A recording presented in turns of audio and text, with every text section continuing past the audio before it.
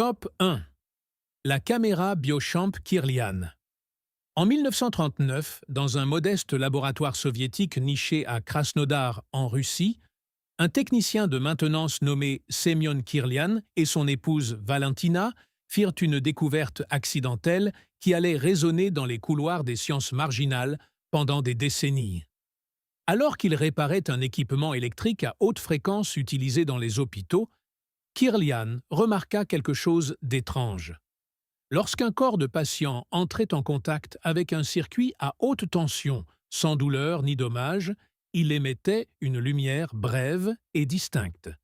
Fasciné, le couple décida de reproduire le phénomène en utilisant des plaques photographiques et des champs électriques. Ce qu'ils produisirent les stupéfia eux-mêmes. Des images commencèrent à émerger, montrant des feuilles, des insectes et même des empreintes humaines entourées de halos rougeoyants de lumière colorée. Ce n'étaient ni des reflets, ni des brûlures. L'effet persistait même lorsque l'objet était placé sur un matériau isolant. Kirlian affirmait avoir capturé quelque chose que l'œil humain ne pourrait jamais voir sans aide, le champ d'énergie vivante de la matière. Les photographies étaient vives, éthérées et d'une cohérence alarmante.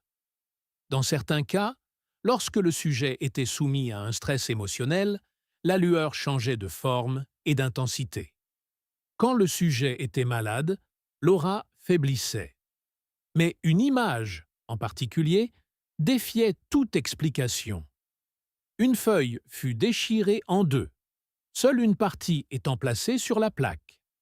La photo résultante montrait pourtant le contour de la feuille entière, brillant faiblement, comme si la moitié manquante existait encore sous une autre forme.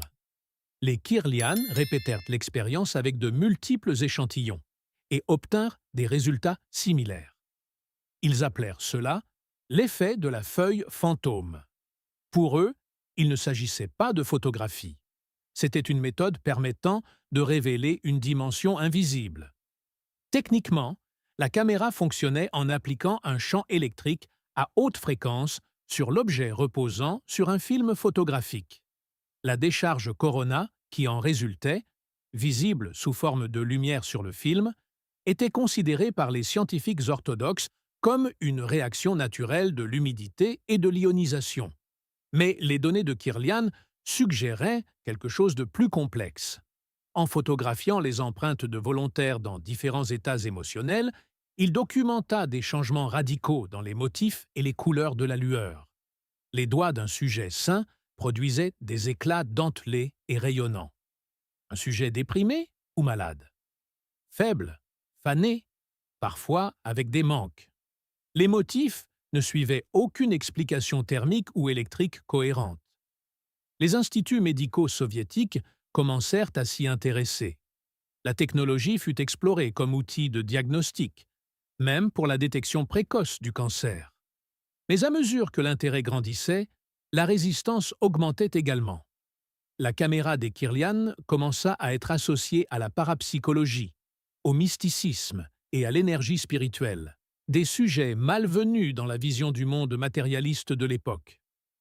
Les scientifiques occidentaux rejetèrent les photos comme de simples phénomènes électrostatiques. Pendant ce temps, les autorités soviétiques resserrèrent leur contrôle sur les recherches du couple.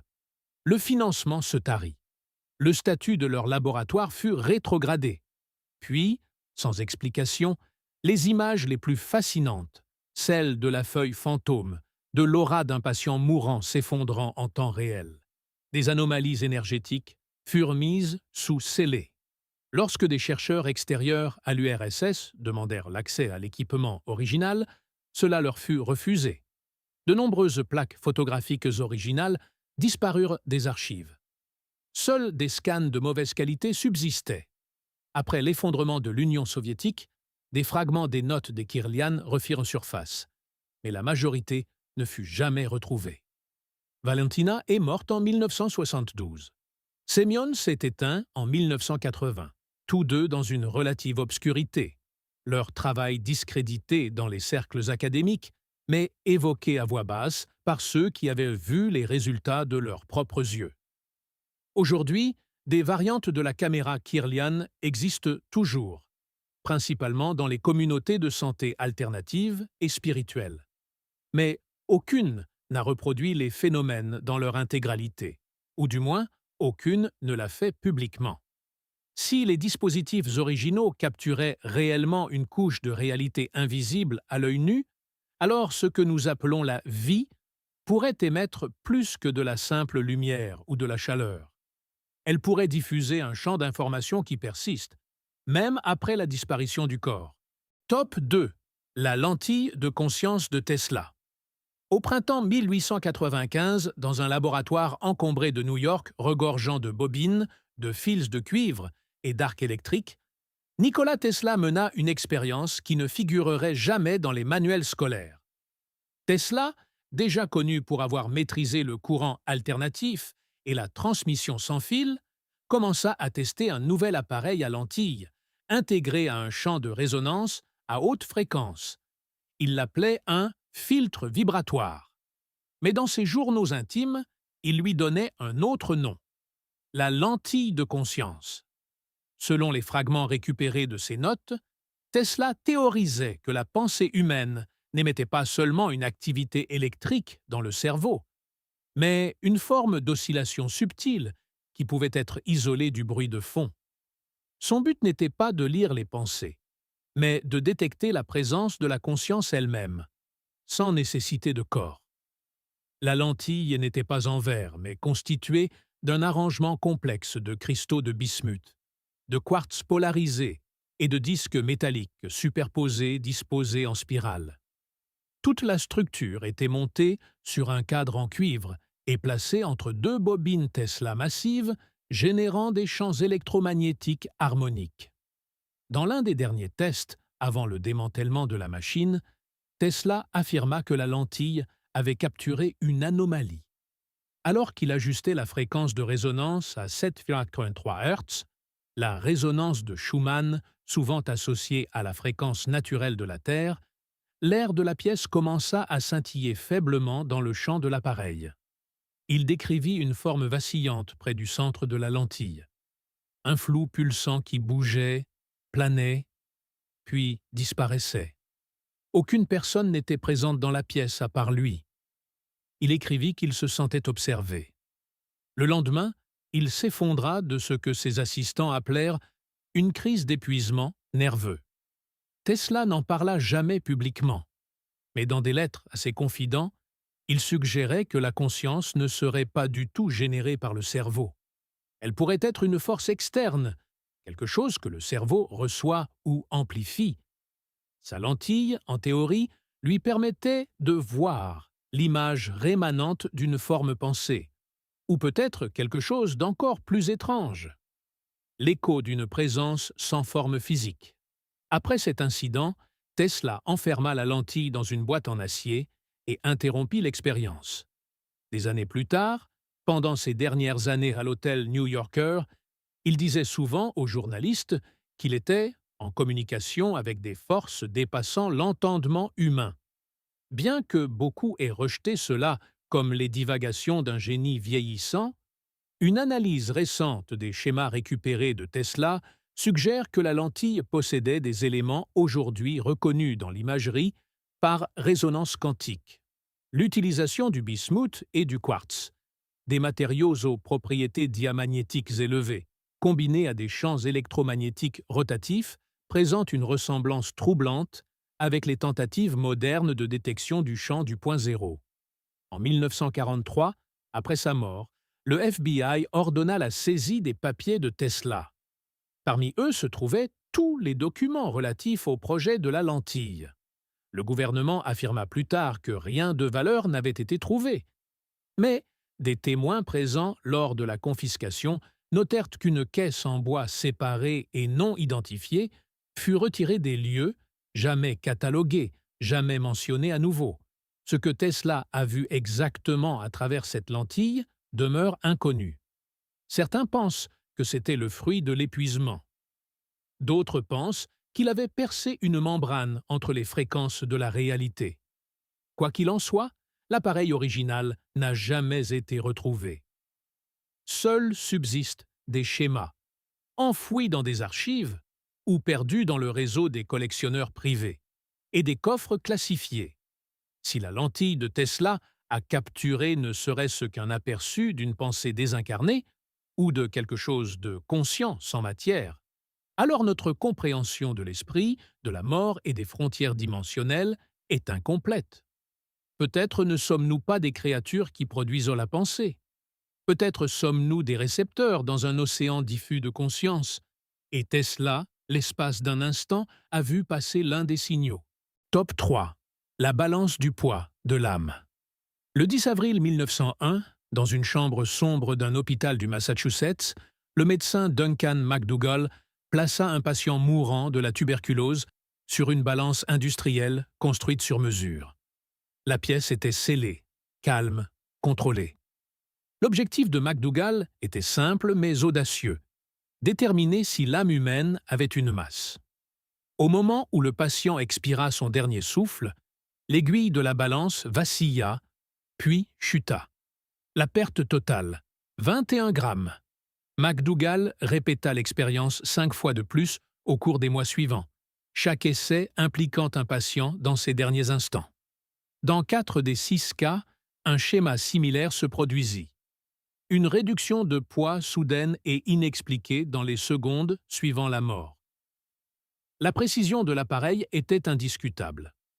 Étalonné au milligramme près, enfermé dans un environnement à température contrôlée et compensé pour le déplacement d'air et les fluides corporels, le dispositif était construit pour lever tout doute. La presse eut vent des résultats. Les gros titres titraient « La preuve de l'âme » et McDougall se retrouva au centre d'une tempête spirituelle et scientifique. Mais ses conclusions furent ridiculisées par l'establishment scientifique. Beaucoup remirent en question la taille de l'échantillon, les méthodes de contrôle et la reproductibilité. McDougall répondit en affirmant qu'il avait observé quelque chose de mesurable et d'inexpliqué. Non pas une vérité théologique, mais une anomalie physique exigeant une enquête. Son test le plus glaçant ne concernait pas des humains. Il reproduisit l'installation avec 15 chiens, tous mourant sous sédation. Dans chaque cas, aucune perte de poids ne fut constatée. McDougall soutint que cela indiquait quelque chose d'unique à la conscience humaine, quelque chose qui quitte le corps au moment de la mort. Ses opposants l'accusèrent de partialité, d'interpréter les données à travers un prisme spirituel. Pourtant, il ne revint jamais à la théologie. Il insistait sur le fait qu'il s'agissait de physique. En un an, le financement de McDougall fut supprimé. Son équipement de laboratoire disparut lors d'un déménagement de l'hôpital. L'hôpital lui-même publia un communiqué se distanciant des expériences. Aucun journal médical ne voulut publier l'intégralité de ses résultats. McDougall mourut en 1920, toujours convaincu d'avoir été témoin du départ quantifiable de l'âme. Des décennies plus tard, d'autres tentèrent de reproduire son travail en secret. Dans les années 1980, une équipe de scientifiques allemands testa une hypothèse similaire en utilisant des lits modernes dotés de capteurs de charge numérique. Leurs résultats, jamais publiés dans des revues à comité de lecture, auraient montré des fluctuations momentanées de poids au moment du décès qui ne pouvaient être expliquées par le rejet de gaz, la transpiration ou la relaxation musculaire. L'équipe se sépara peu après, et leurs conclusions complètes ne furent jamais rendues publiques. En 2003, un chercheur obtint un accès limité aux documents privés de McDougall par l'intermédiaire d'un descendant. Parmi les notes jaunies se trouvaient des graphiques et des registres dessinés à la main, dont l'un documentait un cas où le poids chutait non pas au moment de la mort, mais précisément 3 secondes avant. Aucune explication ne fut donnée. La note disait simplement « Le départ anticipe la cessation ». Si la balance de McDougall était correcte, ne serait-ce qu'une fois, alors quelque chose de mesurable quitte le corps humain au moment de la mort. Pas la mémoire, pas le souffle, mais la présence. La disparition de ce poids ne prouve peut-être pas l'existence d'une âme au sens religieux, mais elle suggère un champ, une énergie, peut-être même une information échappant à la détection. Et si ce champ a un poids, où va-t-il? Top 4. Le récepteur de voix des esprits. En 1959, au cœur de la campagne suédoise, un cinéaste nommé Fridrik Jürgenson installa son magnétophone pour enregistrer le chant des oiseaux près d'une clairière. La séance d'enregistrement était ordinaire, jusqu'à ce qu'il réécoute la bande quelques heures plus tard.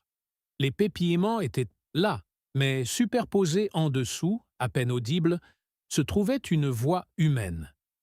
Elle chuchotait dans une langue qu'il connaissait. C'était du norvégien. La voix prononça son nom. Puis, elle dit « Friedrich, m'entends-tu » Jürgenson était seul dans la forêt lorsqu'il a enregistré. Personne n'avait parlé. Pourtant, la voix sur la bande était assez claire pour être indéniable. Au cours des semaines suivantes, il commença à expérimenter, laissant de longs silences sur la bande, ajustant les fréquences radio sur les parasites entre les stations. Et à nouveau, les voix vinrent, parfois masculines, parfois féminines, souvent faibles, parfois urgentes. Certaines s'adressaient à lui par son nom. L'une, en particulier, lui glaça le sang. C'était la voix de sa mère décédée. Ce domaine sera plus tard appelé phénomène de voix électronique, ou PVE. Mais à ses débuts, l'installation de Jürgenson était entièrement analogique. Des bandes magnétiques, un microphone directionnel et des radios avec de larges cadrans de fréquences. Ce qu'il découvrit, si découverte est le mot juste, était une fenêtre. Pas vers un autre monde, mais vers un résidu de voix non liées à l'espace ou à la vie. Les messages étaient fragmentés, parfois absurdes, souvent d'une pertinence troublante. Lorsqu'il demanda « Qui êtes-vous » la réponse fut « Nous voyons mais ne pouvons pas toucher ». La nouvelle de ces expériences se répandit. Les sceptiques les rejetèrent comme une pareidolie sonore. La tendance du cerveau à trouver des motifs dans le bruit. Mais vint alors la deuxième vague de chercheurs. En Allemagne, Hans Bender reproduisit le phénomène en laboratoire. En Italie, la collaboration entre le père Ernetti et l'ingénieur Marcello Bacci amena les PVE dans des sphères plus sophistiquées, capturant des phrases complètes dans des environnements contrôlés, parfois dans des langues que les chercheurs ne parlaient pas. L'un des dispositifs de Bacci était une radio à tube modifiée, réglée entre les stations. Lors d'un test en direct en présence de journalistes et de scientifiques, l'appareil émit une voix masculine, prétendant être un parent décédé depuis longtemps de l'un des observateurs. Lorsqu'on lui posa une question personnelle, que seul le parent aurait pu connaître, la voix répondit avec une précision effrayante. Des témoins rapportèrent que la température de la pièce chuta et que l'équipement d'enregistrement à l'extérieur de la pièce ne capta rien. Les tentatives de numériser les PVE sur des appareils modernes donnèrent des résultats incohérents. Paradoxalement, les algorithmes de suppression du bruit numérique éliminaient totalement les voix. Seuls les systèmes analogiques semblaient permettre le passage des transmissions, suggérant que le phénomène lui-même reposait sur les imperfections de la technologie ancienne. C'était comme si le signal chevauchait le chaos des parasites eux-mêmes. Les gouvernements n'ont jamais mené d'enquêtes officielles, mais plusieurs groupes de recherche virent leur financement discrètement retiré. Dans un cas, une université en Belgique interrompit une étude de parapsychologie après que tous les enregistrements d'un mois eurent contenu le même message troublant répété en plusieurs langues. Ils écoutent. Ils vont fermer ceci. Le laboratoire fut fermé dans l'année. Les sceptiques soutiennent que ces voix sont des coïncidences, des résidus de signaux radio ou la projection subconsciente des expérimentateurs. Mais aucun n'a expliqué comment les messages répondent souvent directement aux questions en temps réel, ou pourquoi ils ne se produisent que dans certaines conditions. Isolation, fluctuations électromagnétiques, intensité émotionnelle. Si ces voix ne sont ni une fraude, ni une hallucination, alors qu'est-ce qui parle à travers les parasites? Sont-ce des vestiges, des échos piégés des morts? Ou quelque chose est-il encore vivant de l'autre côté du silence, attendant la bonne fréquence pour être entendu? Top 5. L'émetteur de biophotons. Au début des années 1970, le biophysicien allemand Fritz Albert Popp commença à étudier un phénomène obscur observé chez les organismes vivants. L'émission d'une lumière extrêmement faible. Bien trop faible pour l'œil humain, mais mesurable avec des instruments spécialisés. Ces émissions n'étaient ni thermiques ni aléatoires. Elles pulsaient avec une précision mathématique, formant des motifs qui ressemblaient plus à un langage qu'à du bruit. Popp les appela biophotons. Il commença par exposer des échantillons d'ADN à de la lumière ultraviolette et remarqua qu'ils émettaient de la lumière en retour, mais pas comme une simple réaction. Au contraire, l'émission semblait régulée, comme si les cellules répondaient avec intention. Son équipe développa un tube photomultiplicateur hautement sensible pour capturer ces signaux lumineux. Ce qu'ils découvrirent alla bien au-delà du comportement cellulaire. Des sujets humains, placés sur la trajectoire de l'émetteur et baignés dans une faible lumière cohérente, émettaient des biophotons dont le rythme changeait selon leur état émotionnel. Le stress provoquait des motifs irréguliers. Le calme induisait des pulsations harmoniques. Mais la découverte la plus stupéfiante survint lors d'expériences avec des jumeaux identiques. Lorsqu'un jumeau était exposé à une stimulation lumineuse dans une pièce, l'autre jumeau, à des kilomètres de là, commençait à émettre des rythmes de biophotons identiques. Aucun mécanisme connu ne pouvait expliquer cela. L'émetteur de biophotons finit par évoluer vers une chambre expérimentale complète, sombre, blindée et isolée magnétiquement. Les participants rapportèrent des sentiments d'élévation, de lourdeur ou de présence lorsqu'ils étaient exposés à certains motifs de fréquence. Dans certains cas, ils décrivirent avoir vu des couleurs invisibles ou entendu des sons inexistants. Quelques-uns entrèrent dans des états de conscience modifiés, se remémorant des souvenirs dont ils n'avaient pas conscience auparavant. La pièce devint officieusement connue parmi les chercheurs sous le nom de boîte à murmures. Popp proposa une idée radicale. Les biophotons n'étaient pas seulement des sous-produits cellulaires. Ils constituaient le système de communication du corps, agissant plus rapidement et plus efficacement que les signaux nerveux. Plus encore, il spécula qu'ils pourraient représenter des champs d'information, un substrat non matériel où la conscience interagit avec la biologie. Le corps, disait-il, pourrait être un émetteur et un récepteur, et l'émetteur permettait d'accéder à un canal situé juste en dehors du spectre visible. Ces découvertes attirèrent l'attention, mais aussi la résistance. Lorsqu'il tenta de publier ces jeux de données complets sur la synchronisation des biophotons à distance, plusieurs revues rejetèrent son travail. Non pas pour des failles méthodologiques, mais parce que, comme l'écrivit un éditeur, les implications démantèleraient trop de postulats. Peu après, le laboratoire de Popp perdit ses financements publics. L'équipement fut confisqué par les autorités de régulation sous le motif de violation de la sécurité infrarouge. Plusieurs de ces dispositifs disparurent lors d'un audit des installations. Ces recherches ultérieures se poursuivirent, mais plus jamais avec les mêmes ressources. D'autres chercheurs qui tentèrent de reproduire la chambre de l'émetteur furent souvent confrontés à des problèmes similaires: anomalies de données, pannes d'équipement ou interférences inexpliquées dans leur système d'enregistrement. Malgré cela, l'influence de Popp perdure dans un coin discret de la biologie théorique et de la médecine quantique. Ses articles circulent clandestinement, cités à voix basse lors de conférences, utilisés par des laboratoires marginaux tentant toujours de cartographier le terrain entre la pensée, la lumière et l'émotion. Si l'émetteur a véritablement révélé un système où les sentiments deviennent lumière et la lumière devient signal, alors le corps humain n'est pas un vaisseau passif. Il est une interface active avec un réseau invisible, où la conscience n'est pas enfermée dans le crâne, mais circule à travers des rayons que nous ne pouvons pas encore voir. Top 6. Le scanner de signaux dimensionnels. En 1996, à l'intérieur d'un ancien bunker de la guerre froide sous les monts Oural, une équipe de recherche privée connue sous le nom de projet Ovid activa un réseau prototype de détection de signaux conçu pour surveiller les anomalies atmosphériques à basse fréquence.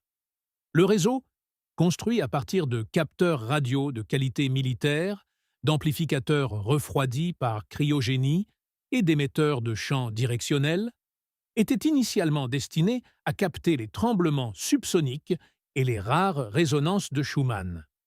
Mais au cours de la 3e semaine d'exploitation, l'appareil enregistra autre chose. Quelque chose qui n'était pas de ce monde. À 2h13 précises, le scanner enregistra une salve de données durant moins de 4 secondes. Elle apparut sous la forme d'une oscillation à ultra basse fréquence suivie d'un motif irrégulier d'harmonique. Mais aucun ne correspondait à une source physique connue. Aucun mouvement géologique. Pas de foudre. Aucune interférence solaire. La forme d'onde ne ressemblait ni à une activité sismique ni à une activité électromagnétique. Lorsqu'il fut rendu visuellement, le signal forma une forme étrangement similaire à une spirale fractale, se répétant sans jamais être identique, comme une signature, mais pas humaine. L'équipe, composée d'anciens physiciens soviétiques et d'analystes de signaux marginaux, passa les données au crible de toutes les bibliothèques de signaux existantes.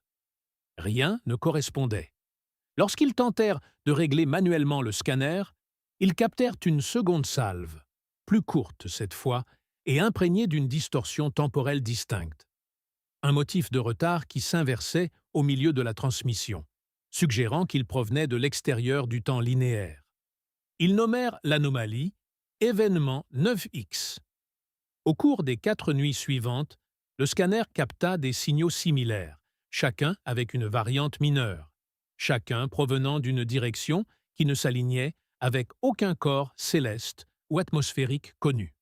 En réduisant la plage angulaire, ils réalisèrent que le chemin du signal pénétrait la Terre selon un angle vertical abrupt, non pas depuis l'espace, mais semblant provenir d'en haut et d'en bas simultanément, comme s'il s'enroulait à travers un espace replié. Les tentatives de capturer le signal à l'aide de récepteurs radionumériques standards échouèrent.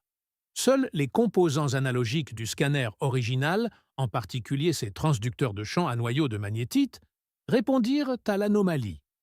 Cela amena l'équipe à soupçonner que le signal n'était pas seulement de la donnée, mais une interférence spatiale, une sorte d'infiltration dimensionnelle, détectable uniquement par une présence résonante. À la fin de la semaine, le chercheur principal du projet Ovid, Pavel Morozov, proposa une théorie radicale. Les signaux n'étaient pas aléatoires, c'étaient des sondes, intersectant involontairement notre réalité depuis un cadre d'existence adjacent. Dans son dernier registre, il écrivit « Ce n'est pas d'un message, c'est un point de pression. Nous sommes la membrane. » Puis, les données cessèrent. 2 jours plus tard, l'installation perdit le courant. Un incendie, attribué à une surcharge électrique, détruisit la moitié du réseau de scanners. Les autorités arrivèrent et bouclèrent le site, invoquant une fuite radioactive. Tous les membres survivants de l'équipe furent relocalisés. Morozov ne fut plus jamais revu publiquement. Une brève nécrologie parut dans un journal régional des semaines plus tard, sans qu'aucune cause de décès ne soit mentionnée. Des années plus tard, des fragments des journaux de signaux originaux apparurent en ligne, fuyant via des forums de recherche obscurs. Un spectrogramme fut analysé par un moteur de motifs par IA. Il correspondait à un objet mathématique connu sous le nom de variété de Calabi-Yau, utilisé dans la théorie des cordes pour décrire les dimensions cachées. Si le scanner de signaux dimensionnels a capturé ne serait-ce qu'une brève intersection avec une autre couche de réalité, alors les frontières de notre univers ne sont peut-être pas fermées. Elles pourraient être poreuses, vibrant d'un contact involontaire avec des domaines que nous n'étions jamais censés détecter. Et dans ces moments-là, quand le signal se courbe exactement comme il faut, quelque chose d'autre pourrait bien écouter en retour. Top 7. L'amplificateur de signaux psychiques. En 1993, au fin fond des laboratoires du sous-sol de l'Université Laurentienne en Ontario, au Canada, un neuroscientifique nommé Dr. Michael Persinger finalisait ce qu'il appelait une interface neurothéologique. L'appareil avait l'air modeste. Des fils, des bobines, un casque ressemblant à une vieille coque de moto. Mais ses effets allaient devenir le sujet de décennies de fascination murmurée. L'appareil, plus tard surnommé le casque de Dieu, n'était pas conçu pour simuler la divinité. Il était conçu pour isoler et amplifier les signaux psychiques, ces éclats inconscients de cognition, de présence ou de mémoire qui opèrent sous la pensée. Au cœur du casque se trouvaient des solénoïdes, soigneusement positionnés pour émettre des champs magnétiques faibles, précisément modulés en ondes complexes. Lorsqu'il était placé sur la tête du porteur, les champs ciblaient les lobes temporaux, des zones du cerveau associées à l'émotion, à l'orientation spatiale et à l'expérience de la présence. Les participants exposés au dispositif commencèrent à rapporter quelque chose d'impossible à reproduire par la suggestion. Une présence ressentie. Pas seulement une hallucination, mais l'impression distincte que quelqu'un d'autre se trouvait dans la pièce, debout derrière eux, les observant dans un silence total. Ce n'étaient pas des sensations aléatoires. Les sujets décrivaient la présence comme chargée d'émotions, tantôt bienveillante, tantôt menaçante, mais toujours consciente. Persinger mena des centaines de tests. Des sujets de divers horizons, religieux, athées, sceptiques, rapportèrent des phénomènes similaires. Certains fondirent en larmes. D'autres vécurent ce qu'ils appelèrent une dissolution des frontières, une perte de séparation entre eux-mêmes et tout ce qui les entourait. Quelques-uns décrivirent un vide brillant et pulsant, où la pensée cessait, mais où la conscience demeurait. Un participant perdit connaissance, affirmant plus tard avoir vu une forme faite de couches de lumière se tenant à quelques centimètres de son visage. Les données devinrent plus étranges. Dans des contextes contrôlés, des sujets portant le casque commencèrent à décrire des images mentales ou des concepts qui reflétaient ceux de sujets dans des pièces voisines sans aucune communication verbale ou visuelle. Lorsque Persinger essaya d'utiliser des cages de Faraday pour bloquer les signaux externes, les synchronicités persistèrent. Un test impliqua des paires de jumeaux placés dans des pièces séparées. Lorsqu'un jumeau recevait une image troublante, l'activité cérébrale de l'autre jumeau grimpait simultanément, même en portant des bandeaux et des casques anti-bruit. Persinger suggéra prudemment que la conscience pourrait être non locale, non confinée au cerveau, mais faisant partie d'une matrice électromagnétique partagée. Le casque, théorisa-t-il, pourrait s'accorder sur cette matrice, comme une antenne effleurant le champ collectif des esprits. Tout le monde n'accueillit pas l'idée favorablement. À mesure que la nouvelle se répandait, les critiques suivirent. Les sceptiques l'accusèrent de manipuler des esprits influençables, tandis que certains groupes religieux dénoncèrent l'appareil comme une tentative de fabriquer de fausses expériences spirituelles. Mais d'autres, y compris les services de renseignement, y prêtèrent attention. En 2002, des documents ayant fuité d'un audit de subventions de recherche suggérèrent que des variantes de la conception de Persinger avaient été adaptées dans des opérations militaires psychologiques sous le nom de code Silent Veil. Ces versions utilisaient des émetteurs électromagnétiques portables, capables d'induire des états émotionnels à distance. Les dossiers étaient marqués comme « influence de résonance comportementale » et n'ont jamais été officiellement reconnus. Après des décennies de travail, le laboratoire de Persinger fut discrètement privé de fonds. Le casque original fut démantelé. Persinger est décédé en 2018 n'ayant jamais prétendu que son appareil pouvait lire dans les esprits, mais insistant sur le fait qu'il pouvait révéler ce qui se cache juste sous la membrane de la réalité éveillée. Si l'amplificateur de signaux psychiques fonctionnait vraiment comme il le croyait, alors nos pensées ne sont peut-être pas scellées dans nos crânes. Elles pourraient dériver, résonner et converger dans un océan atmosphérique partagé que nous traversons sans le savoir, jusqu'à ce que la bonne fréquence attire quelque chose d'autre dans la pièce avec nous. Top 8. Le traducteur du subconscient. En 2014, un centre de recherche de la banlieue de Kyoto, au Japon, publia discrètement un court résumé dans une revue de neurosciences. Enfoui sous des pages de jargon technique, se trouvait une seule phrase qui attira l'attention de quelques lecteurs attentifs. Reconstruction visuelle de l'imagerie subconsciente pendant les phases paradoxales. L'article décrivait un prototype de machine capable de quelque chose que l'on pensait impossible depuis longtemps. Lire et décoder les rêves. L'appareil, plus tard surnommé le traducteur du subconscient, fonctionnait en combinant des scanners cérébraux IRMF en temps réel avec des algorithmes d'apprentissage automatique entraînés sur des jeux de données massifs d'entrée visuelle. On montrait aux volontaires des milliers d'images, pendant que leur activité cérébrale était enregistrée. L'IA apprenait ensuite à corréler des motifs spécifiques d'activation neuronale, avec des caractéristiques visuelles connues: visage, objet, environnement. Une fois que le système atteignit un niveau de précision prédictive, les chercheurs passèrent à l'étape suivante: laisser les sujets s'endormir. Ce qui arriva ensuite brouilla la frontière entre science et science-fiction. Au fur et à mesure que les volontaires entraient en sommeil paradoxal, leur cerveau était scanné en continu. En utilisant uniquement les données neuronales en direct, le système commença à générer des reconstructions vidéo rudimentaires de ce que les rêveurs voyaient. Les premiers résultats étaient déformés et saccadés, mais indéniablement réels. Un couloir, une main, un visage, une forêt dans la brume. Le résultat le plus troublant survint lorsqu'un sujet rapporta avoir rêvé d'une ville inconnue, et que la machine produisit une ligne d'horizon qui ne figurait dans aucun jeu d'images précédemment injecté dans le système. D'autres expériences suivirent. Des sujets rapportèrent des rêves vivaces de lieux où ils n'étaient jamais allés.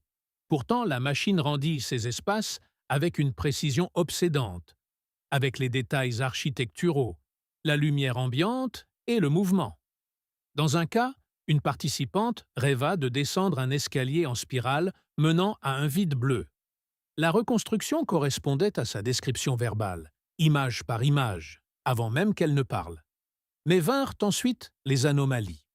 Certains sujets commencèrent à rapporter des rêves impliquant des langues qu'ils ne parlaient pas, des symboles qu'ils ne pouvaient décrire, ou des expériences ressemblant à une observation hors du corps, regardant leur propre corps de loin. Un rêveur décrivit se trouver dans une pièce avec des silhouettes faites de verre et de fumée, communiquant par télépathie. Le traducteur produisit un visuel rempli de formes changeantes entouré d'une lumière tourbillonnante, dont aucune ne faisait partie des données d'entraînement de l'IA. Plus inquiétant encore, certains rêveurs se réveillaient désorientés, incapables de dire si ce qu'ils avaient vécu était un rêve ou une transmission. Un participant exigea de voir toutes les reconstructions de rêves précédentes et affirma, d'une voix tremblante, que l'une des villes qu'il avait vues était apparue avant qu'il ne la rêve, déjà reconstruite dans les données d'un autre sujet des semaines auparavant. En 6 mois, le projet fut interrompu. Officiellement, l'équipe invoqua une incertitude éthique concernant l'interférence avec la mémoire. Le chercheur principal, le docteur Takumi Oshino, déclina tous les entretiens et retira son nom de la publication finale. En privé, son assistant rapporta que l'équipe avait commencé à faire des rêves synchronisés, impliquant tous la même structure. Une tour dans un champ vide, avec quelque chose au sommet qui les observait. À ce jour, Aucun des rendus complets de la machine n'a été rendu public. Des rumeurs persistent selon lesquelles une agence gouvernementale aurait acquis le jeu de données final et l'aurait appliqué à la recherche sur les interfaces mentales liées à la défense. Le laboratoire de Kyoto reste fermé. Si le traducteur du subconscient a réellement vu à l'intérieur de l'esprit, il a peut-être révélé plus que des rêves. Il a peut-être cartographié un terrain psychique partagé, un espace où convergent la mémoire, l'imagination et quelque chose de plus ancien. Un endroit où nous entrons chaque nuit, seuls, et pourtant peut-être jamais vraiment seuls. Top 9. L'enregistreur de champs émotionnels. En 1987, une unité de recherche de la British Society for Psychical Research reçut des rapports d'un petit village du North Yorkshire concernant une ferme abandonnée qui présentait des perturbations émotionnelles persistantes. Les visiteurs décrivaient une terreur soudaine et accablante, des vertiges et des moments de tristesse inexplicables en entrant dans certaines pièces, en particulier un couloir étroit bordé de cadres photos brisés. Un homme s'effondra en entrant, affirmant avoir entendu un enfant hurler derrière les murs. Plutôt que de rejeter l'affaire comme du folklore, l'équipe de recherche déploya un instrument spécialisé récemment mis au point par un laboratoire de physique expérimentale à Cambridge.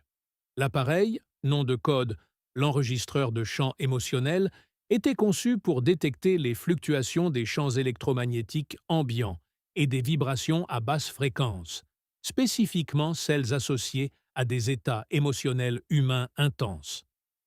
Contrairement à un simple détecteur d'EMF, cet instrument utilisait des réseaux de capteurs en couche couplés à des amplificateurs sensibles à la phase pour détecter ce que les inventeurs appelaient des empreintes affectives résiduelles. L'équipe installa une grille de capteurs dans toute la ferme. Pendant les premières 72 heures, la maison resta calme, jusqu'à 2h46 du matin lors de la 4e nuit, lorsque l'enregistreur nota un pic massif de cohérence environnementale dans le couloir, coïncidant avec une chute de température et la distorsion soudaine de plusieurs instruments analogiques. Simultanément, l'une des caméras faisant face au couloir captura une impulsion lumineuse, momentanée, circulaire, statique et planant immobile pendant 2 secondes complètes. Mais les instruments n'étaient pas les seuls à réagir. 2 chercheurs rapportèrent un sentiment écrasant d'être observés, suivi de souvenirs intrusifs et vifs qui n'étaient pas les leurs. L'un décrivit la vision de se tenir dans ce même couloir, des décennies plus tôt, regardant quelqu'un tomber dans l'escalier au ralenti. L'équipe, désormais secouée, récupéra les registres locaux et découvrit qu'un jeune garçon était mort dans la propriété en 1932 après être tombé du palier supérieur, à l'endroit exact où le pic de chant avait été enregistré. Plus surprenant encore était le schéma qui émergea des données. Chaque nuit, à 2h46 précises, le même couloir présentait une anomalie de chant sous forme de vague. Les relevés étaient constants, tant en intensité qu'en géométrie, formant un motif de boucle autour de l'escalier. Lorsqu'elle fut visualisée à l'aide d'un logiciel de cartographie de chant, l'anomalie ressemblait à une spirale de force descendante, ancrée au site de l'incident. La théorie proposée était simple mais troublante. Les événements émotionnels de haute intensité peuvent s'imprimer dans l'environnement physique, formant ce que l'équipe appela un réseau émotionnel résonant. Dans de tels lieux, sous certaines conditions, le champ pouvait être réactivé, forçant de nouveaux visiteurs à revivre des fragments du traumatisme originel. Pas un fantôme, pas une hantise, mais une cicatrice réactive dans le substrat de l'espace-temps, résonnant à l'infini. La nouvelle des résultats de l'enregistreur se répandit, attirant à la fois l'attention des médias et de l'armée. En quelques semaines, la ferme fut rachetée par une société de sécurité privée aux sources de financement non divulguées. L'équipe reçut l'ordre de cesser l'enquête et l'appareil lui-même fut saisi lors d'une inspection imprévue.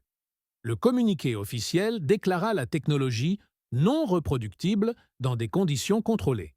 Mais deux chercheurs, travaillant en secret, construisirent une version simplifiée de l'enregistreur et la testèrent sur d'autres sites historiquement violents: champs de bataille, anciens hôpitaux et lieux d'exécution.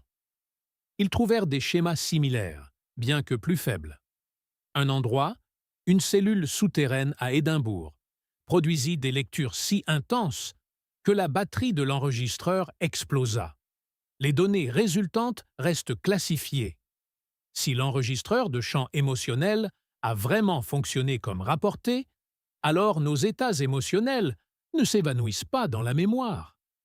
Ils demeurent, s'agrippant à l'architecture, incrustés dans les murs, flottant dans l'air, attendant d'être ressentis à nouveau. Top 10. L'oscillateur de réalité croisée. En 2009, un centre de recherche financé par des fonds privés situé dans le désert du Nevada, connu seulement par des documents internes ayant fuité sous le nom de réseau Alcyon, construisit un dispositif expérimental qui allait plus tard disparaître de tous les registres publics. L'équipe derrière le projet était un hybride de physiciens théoriques, de sous-traitants de la défense et d'anciens ingénieurs de la DARPA. Leur objectif avoué était d'étudier les effets de résonance non linéaire dans les systèmes électromagnétiques multifréquences. Mais les mémos internes appelaient l'appareil simplement l'oscillateur de réalité croisée. La machine mesurait près de 3 mètres de haut, composée de bobines magnétiques entrelacées, d'anneaux gyroscopiques et d'une chambre de confinement sphérique suspendue au centre. L'oscillateur fonctionnait en générant des champs simultanés, se chevauchant, chacun oscillant à des fréquences subtilement différentes conçues pour interférer de manière constructive et destructive à travers les seuils quantiques. Selon ces architectes, l'appareil créait non pas un trou de verre, ni un portail, mais une enveloppe harmonique dimensionnelle, une onde stationnaire où la réalité elle-même pourrait être momentanément assouplie. Lors de son 3e cycle de test, l'oscillateur fut activé pendant seulement 2 minutes et 34 secondes. Les capteurs de la chambre enregistrèrent un pic de fluctuation du vide, un comportement particulièrement anormal des particules et une dérive gravitationnelle inexpliquée. Mais ce n'étaient hélas pas les données qui alarmèrent dans les observateurs, c'était ce qui arriva à l'environnement de test. À l'intérieur de la chambre, un mannequin scellé entouré de capteurs passifs bougea. Son bras, initialement le long du corps, fut retrouvé levé, saisi en plein mouvement dans le journal vidéo. Une fracture apparut le long du mur du fond, comme si le béton s'était momentanément plié, puis reconstitué.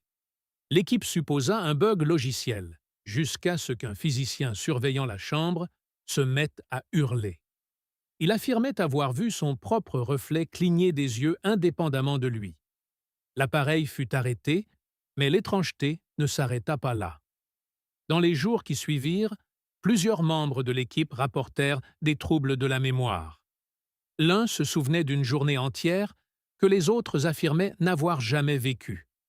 Une autre, une ingénieure en matériaux, décrivit s'être réveillée chez elle et avoir trouvé tous les articles de sa bibliothèque rangés dans l'ordre inverse.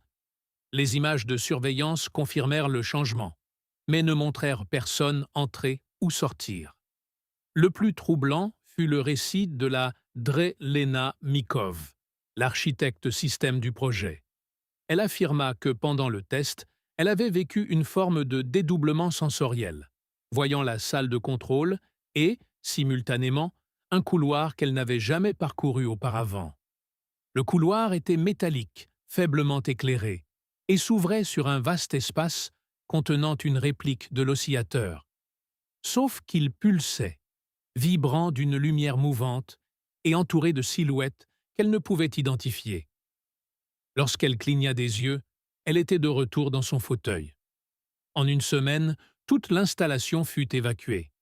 La raison officielle donnée fut une instabilité structurelle due aux interférences magnétiques. Mais les images satellites montrèrent le bâtiment démoli dans le mois.